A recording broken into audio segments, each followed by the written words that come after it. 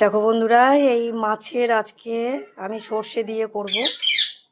মাছটা ভালো করে কেটে ধুয়ে নিয়েছি, নিয়ে লবণ হলুদ মাখিয়ে রেখে দিয়েছি। এবার কড়াইয়ে তেল দেবো। দেখো কড়াই গরম হয়ে গেছে, এবার তেল দেবো, মাছটা ভেজে নেব।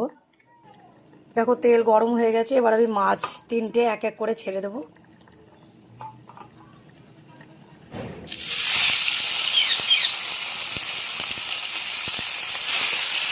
তিনটে দেওয়া যাবে না, দুটো করেই ভাজি, নয়তো ভালো করে ভাজা হবে না।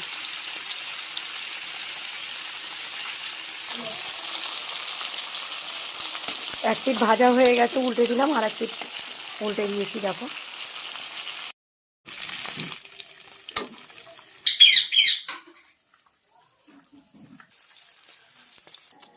দেখো আমার মাছ ভাজা হয়ে গেছে।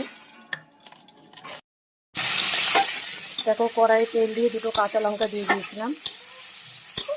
একটু সর্ষের সঙ্গে কাঁচা লঙ্কা আমার পেস্ট করা আছে, তাই জন্য বেশি দিলাম না।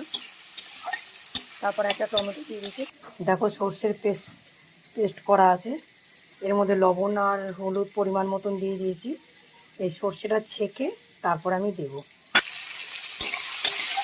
আমার টমেটোটা হয়ে গেছে, ভাজা ভাজা হয়ে গেছে। এবার সর্ষের পেস্টটা ছাঁকনি দিয়ে ছেঁকে আমি দিয়ে দেবো। দেখো সর্ষেটা ছেঁকে দিলাম।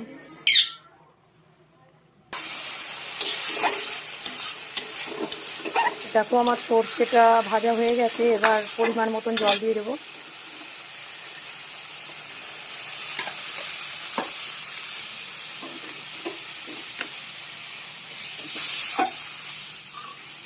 এই সর্ষের ঝোলটা ফুটে উঠলে মাছটা ছেড়ে দেবো ঝোলে। এটা ফুটে উঠেছে, এবার মাছ তিনটে আমি দিয়ে দেবো ঝোলে।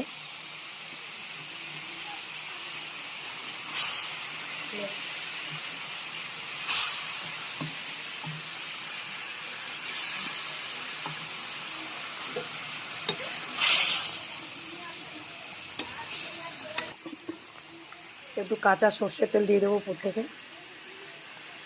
স্বাদটা ভালো হবে।